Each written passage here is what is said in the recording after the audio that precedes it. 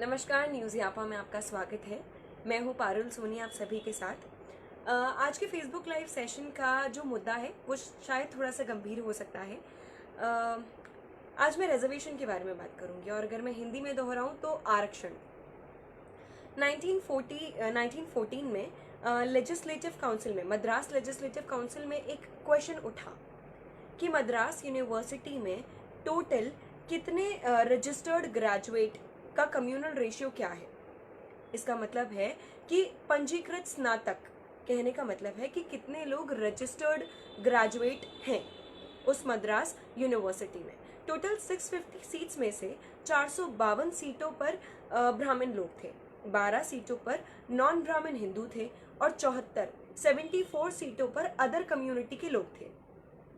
1950 में हमने reservation system को इंडिया में एक्सेप्ट कर लिया, मतलब अपना लिया।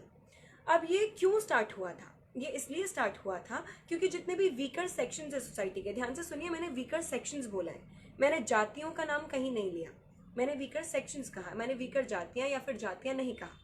तो जितने भी वीकर सेक्शंस है सोसाइटी के, उनको अपलिफ्ट करने के लिए हुआ था, उनको बेहतर बनाने के लिए हुआ था। कहने का मतलब है कि इक्वालिटी लाने के लिए हुआ था, हम सबको एक समान बनाने के लिए हुआ था ये। हम सब जानते हैं कि रिजर्वेशन में 3 कैटेगरीज आती हैं, ओबीसी, एसटी और एससी। और ओबीसी में भी क्रीमी लेयर नहीं आता। क्रीमी लेयर वाले लोग आरक्षण के लिए एलिजिबल नहीं है।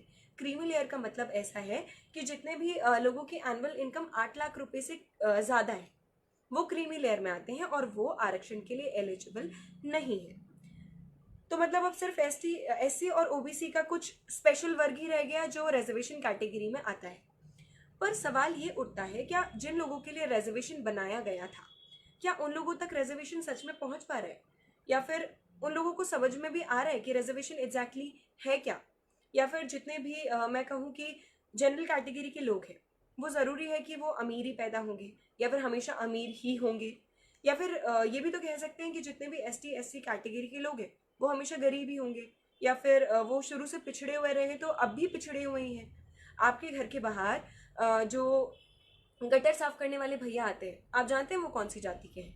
आपके ऑफिस में जो जस्ट आपकी पास वाली सीट पर बैठते हैं लोग, क्या आप जानते हैं कि वो कौन सी कैटेगरी के हैं? या फिर अगर आप जानते भी हैं तो क्या आप उनको दोस्त उनकी जात पूछ कर बनाते हैं? आई गेस नहीं। रिजर्वेशन उन लोगों के लिए बनाया गया था जो पिछड़े वर्ग के हैं, जिनको हम आगे नहीं ला पाए, और उनको फिर पिछड़े वर्ग के हिसाब से पिछड़े निचले वर्ग का काम दिया जाता था, जो उनके हिसाब से निचले स्तर का काम माना जाता था पहले, जैसे हल जोतना, बोझा उठाना, या फिर लेबर वर्क, या फिर हॉस्पिटल्स में पेशेंट का केयर टेक करना, गटर साफ करना। पर अब क्यों है? अब अगर कोई ब्राह्मण गटर साफ करता है या फिर सफाई कर्मचारी है तो उसको रिजर्वेशन क्यों नहीं है? मैंने बोला कि वीकर सेक्शंस को अपलिफ्ट करने के लिए मैंने रिजर्वेशन को लेकर आई हूँ। तो वो ब्राह्मण भले ही है, ब्राह्मण वो कास्ट से है, पर है तो वो वीकर सेक्शन ही, तो फिर उसको रिजर्वेशन क्यों नहीं देते हम? मेरी लड़ाई या फिर मेरा बात करने का मुद्दा ये नहीं है कि रिजर्वेशन गलत है, या फिर मैं ये भी नहीं कहती कि एसटी एससी कैटेगरी के अगेंस्ट मैं बात कर रही हूँ, क्योंकि मैं इतना जानती हूँ कि गवर्नमेंट सेक्टर में सिर्फ पब्लिक सेक्टर ऐसा है जहाँ पर आरक्षण है, और वो भी सिर्फ 2% है, पर 98% तो अभी भी प्राइवेट सेक्टर्स में हमारे पास एम्प्लॉयमेंट है। तो ये कहना तो बिल्कुल गलत है कि एससी एसटी और ओबीसी कैटेगरीज की वजह से जनरल कैटेगरी वाले लोगों को एम्प्लॉयमेंट नहीं मिल पाता, क्योंकि उन्हीं सेक्टर्स में एससी कैटेगरी वाली लड़की भी जनरल कैटेगरी वाले लड़के के साथ बैठकर काम करती है, तो किस बात की इनइक्वालिटी? पर हाँ, कुछ चीज़ें अभी भी ऐसी हैं, जैसे कि मैं बात करूँ कि एग्जाम्स में एग्जाम फीस का माफ़ हो जाना, या फिर मैं कहूँ कम हो जाना, या फिर पर्टिकुलर सीट्स का अलॉटमेंट, या फिर जितने भी गवर्नमेंट एग्जाम्स होते हैं या फिर जितने भी इंपॉर्टेंट एग्जाम्स हैं, जैसे जेई मेंस, नीट, यूपीएससी या फिर एसएससी, ऐसे एग्जाम्स में अगर कोई जनरल कैटेगरी का बच्चा कुछ चंद नंबरों से रह जाता है सिलेक्शन होने से, और उन्हीं चंद नंबरों से कोई बैकवर्ड कैटेगरी का बच्चा सेलेक्ट हो जाता है, तो उस जनरल कैटेगरी वाले बच्चे की मानसिक स्थिति क्या हो जाती होगी, मेंटल स्टेटस क्या हो जाता होगा? उसको तो फिर यही लगेगा कि आरक्षण कास्ट बेसिस पर क्यों है, वो किसी के इकोनॉमिक या फिर फाइनेंशियल स्टेटस पर क्यों नहीं है? बिल्कुल। तो फिर अगर मेरी किसी उंगली में तकलीफ है, या फिर अगर मेरी किसी उंगली में परेशानी है, तो मैं जड़ से उंगली को नहीं काट दूंगी, ये परेशानी 5,000 साल पहले से है, तो क्या मैं इसकी नींव ही काट दूंगी क्या? तो मैं ये नहीं कह रही हूँ कि रिजर्वेशन गलत है, पर मैं ये कह रही हूँ कि रिजर्वेशन को जिस तरीके से हमारे देश में इम्प्लीमेंट किया गया है वो गलत हो सकता है। जितने भी रिजर्वेशन में बीच के लोग हैं, मतलब जो अपना फायदा समझते हैं, जो ये थॉट रखते हैं कि ये हक सिर्फ हमारा है, ये हम शेयर नहीं होंगे करेंगे बिल्कुल भी, जो लोग अपनी एनुअल इनकम कम दिखाते हैं, या फिर मैं कहूँ कि जितने भी गरीबों के लिए फायदों के लिए हमने चीज़ें बनाई हैं, जैसे Bhamashah card, BPL card, ration card, reservation, उन पर खुद का हक समझते हैं, तो ये चीज़ें गरीब वर्ग तक तो पहुंच ही नहीं रही हैं। हमने कहा कि हम वीकर सेक्शंस को अपलिफ्ट करने के लिए रिजर्वेशन को लेकर आए हैं, या फिर जितनी भी, मैं सिर्फ रिजर्वेशन की पर्सपेक्टिव से बात नहीं कर रही हूँ, मैं और जितनी भी पॉलिसीज हैं और जितने भी प्रोग्राम्स हैं जो गवर्नमेंट वीकर सेक्शंस को अपलिफ्ट करने के लिए बनाती हैं, उनका क्या? वो पॉलिसीज तो हम उन लोगों के लिए लेकर आए ना जो सच में वीकर सेक्शंस है। तो जो गरीब है वो और गरीब होता जा रहा है और जो अमीर है वो और अमीर होता जा रहा है। गवर्नमेंट ने कहा कि हम 10% रिजर्वेशन जनरल कैटेगरी वाले लोगों को भी देंगे, पर तब देंगे जब वो सच में वीकर सेक्शंस होंगे, जब उनकी एनुअल इनकम 8 लाख रुपए से कम होगी, या फिर और भी 2-3 क्राइटेरिया गवर्नमेंट ने रखे थे। तो इंडिया की 70% जनता जो जनरल कैटेगरी में आती है, उन्होंने खुद की एनुअल इनकम कम दिखाकर खुद को कहा कि भाई हम हैं उस 10% कैटेगरी में, हमें दीजिए रिजर्वेशन, और वो कहीं भी क्यों ना।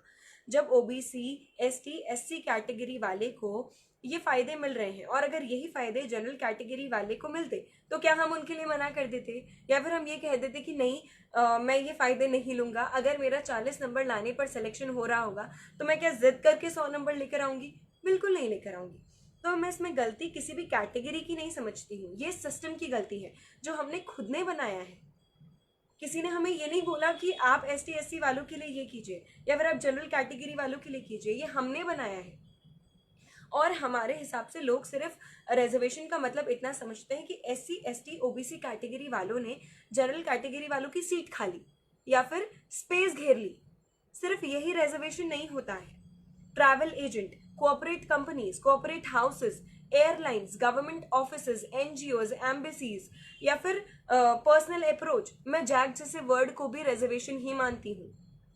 उसके पापा की जान पहचान थी इसलिए उसका हो गया, ये स्टेटमेंट भी रिजर्वेशन में ही आता है।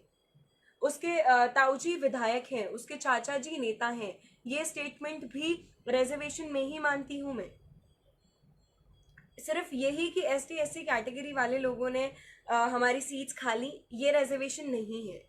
बहुत सारे इस लॉकडाउन में मैंने ये नोटिस किया कि बहुत सारी पॉलिसीज, बहुत सारे प्रोग्राम्स हम गरीब वर्ग के लिए लेकर आए थे, उनको अनाज बांटा गया था, उनके अकाउंट में पैसे डाले गए थे, पर क्या उन तक वो पहुंचा? क्या ये सारी चीजें सारे गरीब वर्ग तक पहुंच पाई? नहीं। बीच के वो सारे लोग कौन है जो ये सारी चीजों को ले लेते हैं? मेरे को ये समझ में नहीं आता कि मतलब जिन लोगों तक ये सच्ची में पहुंचना चाहिए वो उन तक पहुंच क्यों नहीं पाता। ऐसा कौन है बीच में जो इन सारी चीजों को रोक लेता है?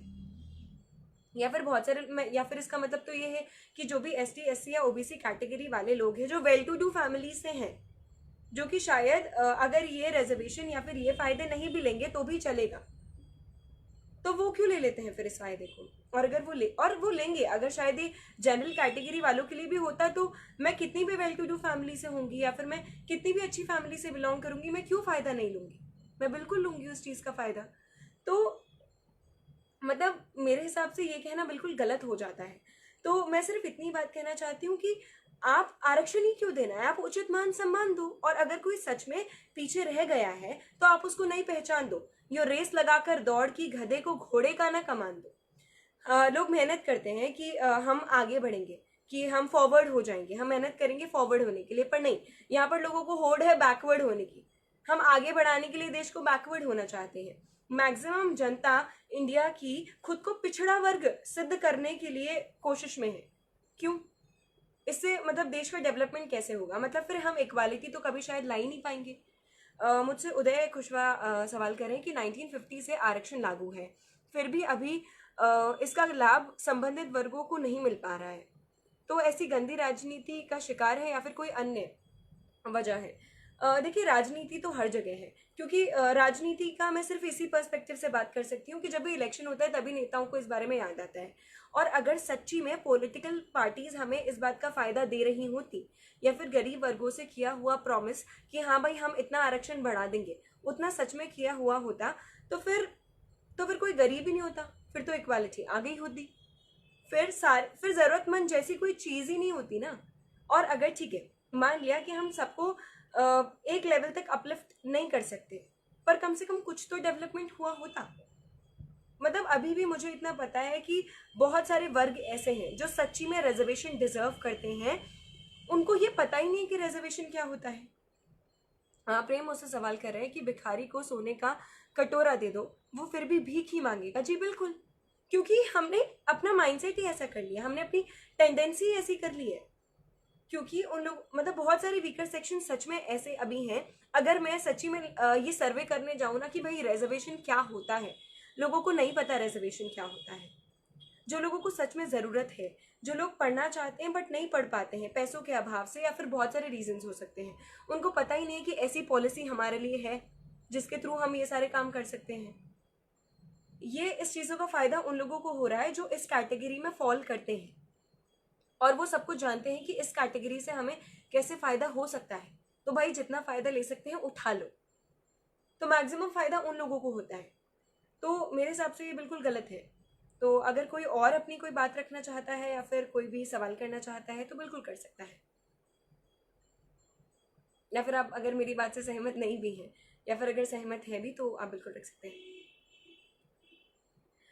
हार्दिक शर्मा मुझसे सवाल करें कि can you tell me some points to improve the present condition. सबसे पहले तो हम लोगों को ये समझना होगा, ये रिजर्वेशन सिस्टम की प्रॉब्लम नहीं है, ये लोगों की प्रॉब्लम है। जो बीच के लोगों हैं उनको ये समझना पड़ेगा कि हम क्यों ले रहे हैं। मेरे पास खाने के लिए खाना है, मेरे पास कमाने के लिए जॉब है, मेरे पास सब कुछ है, तो फिर भी मैं क्यों ले रही हूँ। मुझे इस चीज़ को समझना होगा। अगर हम सच, क्योंकि कोई भी इक्वालिटी के पर्सपेक्टिव से बात नहीं करता, और करेगा भी क्यों। सब लोग थोड़ा इंडिविजुअल ओरिएंटेड होकर चीज़ों को सोचते हैं, सब अपना फ़ायदा सोचने की कोशिश करते हैं, ये आप हो या फिर मैं हूँ।